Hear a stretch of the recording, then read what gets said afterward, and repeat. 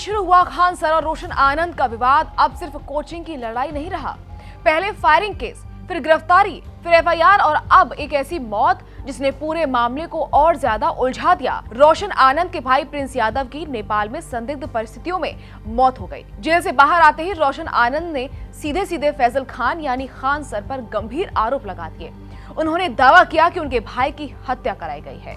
इतना ही नहीं, उन्होंने अपनी जान को भी खतरा बताया। लेकिन दूसरी तरफ प्रिंस यादव के साथ नेपाल गए दोस्तों की कहानी बिल्कुल अलग तस्वीर पेश कर रही है। आखिर नेपाल में उस होटल के कमरे में क्या हुआ था? प्रिंस यादव वहां क्यों गए थे? उनकी मौत कैसे हुई? और जो आरोप लगाए जा रहे हैं, क्या उनका कोई आधार है या नहीं?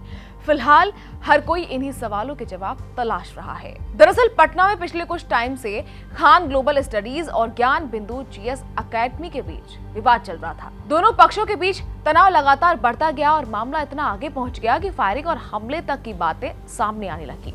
इसी विवाद में रोशन आनंद की गिरफ्तारी भी हुई। दूसरी तरफ खान सर के खिलाफ भी एफआईआर दर्ज होने की खबर सामने आई। ऐसा लग रहा था कि मामला पहले ही काफी बड़ा हो चुका है, लेकिन तभी एक ऐसी घटना हुई जिसने पूरे विवाद को नया मोड़ दे दिया। रोशन आनंद के भाई प्रिंस यादव की नेपाल में मौत हो गई। सोमवार को पटना में उनका अंतिम संस्कार किया गया। रोशन आनंद ने खुद अपने भाई को मुखाग्नि दी, लेकिन अंतिम संस्कार से पहले उन्होंने मीडिया के सामने जो कहा उसने पूरे मामले को और ज्यादा गर्म कर दिया। रोशन आनंद ने साफ कहा कि उनके भाई की मौत नहीं हुई बल्कि हत्या की गई है। उन्होंने सीधे फैजल खान पर आरोप लगाया कि इस घटना के पीछे उनका हाथ है।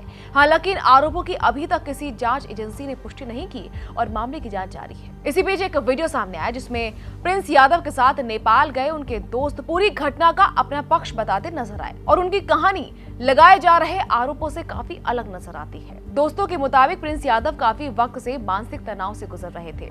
उनका इलाज चल रहा था और वो नियमित रूप से दवाइयां लेते थे। दोस्तों का कहना है कि घटना वाले दिन यानी शनिवार की शाम प्रिंस ने खाना खाया, अपनी दवा ली और फिर सोने चले गए। उन्हें लगा था कि आराम करने और सोने के बाद उनका तनाव कुछ कम हो जाएगा और तबीयत बेहतर महसूस होगी। इसके बाद कुछ दोस्त थोड़ी देर के लिए बाहर घूमने निकल गए। उनका कहना है कि वो नेपाल के इनरवा इलाके की तरफ गए थे ताकि थोड़ा बाहर का माहौल देख सकें। हालांकि उस वक्त कमरे में प्रिंस अकेले नहीं थे। दोस्तों के मुताबिक उनके दो साथी ललित और परजेश कमरे में ही मौजूद थे और प्रिंस के पास ही रुके हुए थे। लेकिन कुछ देर बाद अचानक एक फोन कॉल आया। कमरे में मौजूद दोस्तों ने फोन करके बताया कि प्रिंस की तबीयत अचानक बिगड़ गई है। उनकी सांसें नॉर्मल नहीं थी और हालत तेजी से खराब होती जा रही थी। ये खबर मिलते ही बाकी दोस्त भी तुरंत होटल लौटे। दोस्तों का कहना है कि उन्होंने बिना वक्त गवाए एम्बुलेंस बुलाई और प्रिंस को स्थानीय यूरो हॉस्पिटल लेकर गए। अस्पताल पहुंचने के बाद डॉक्टरों ने इलाज शुरू किया, लेकिन दोस्तों के मुताबिक डॉक्टरों की कोशिशों के बावजूद प्रिंस को बचाया नहीं जा सका। कुछ वक्त बाद डॉक्टरों ने उन्हें मृत घोषित कर दिया। जब दोस्तों से पूछा गया कि क्या प्रिंस के साथ किसी तरह की मारपीट हुई थी तो उन्होंने इस बात से साफ इनकार किया। उनका कहना था कि हम लोग उनके काफी करीबी दोस्त थे, ऐसे में हम ऐसा क्यों करेंगे। दोस्तों ने दावा किया कि जो कुछ हुआ वो उनके सामने हुआ और उन्होंने प्रिंस को बचाने की पूरी कोशिश की। अब सवाल ये भी है कि प्रिंस यादव नेपाल पहुंचे ही क्यों थे। इस बारे में भी उनके दोस्तों ने पुलिस को जानकारी दी।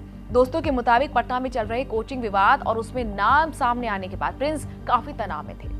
खान सर की कोचिंग पर हुए हमले के मामले में एफआईआर दर्ज होने के बाद उन्हें गिरफ्तारी का डर भी सताने लगा। इसी वजह से 3 जून को वो अपने कुछ दोस्तों के साथ नेपाल चले गए। बताया गया कि शुरुआत में सभी लोग विराटनगर के मेट्रो सिटी होटल में रुके थे, लेकिन बाद में वो दूसरी जगह शिफ्ट हो गए। दोस्तों के मुताबिक 2 दिन बाद वो बाईपास के सामने स्थित शोभ होटल के कमरा नंबर 102 में रहने लगे और यहीं पर वो घटना हुई, जिसके बाद प्रिंस यादव को अस्पताल ले जाया गया। अब इस पूरे मामले में 2 बिल्कुल अलग अलग दावे सामने आ रहे हैं। एक तरफ रोशन आनंद जो इसे हत्या बता रहे हैं, जो सीधे फैजल खान पर आरोप लगा रहे हैं। दूसरी तरफ प्रिंस के दोस्त ने जो कह रहे हैं कि प्रिंस मानसिक तनाव में थे, दवा लेते थे और उनकी तबीयत अचानक बिगड़ने के बाद उन्हें अस्पताल ले जाया गया था। फिलहाल सबसे बड़ा सवाल कि सच क्या है?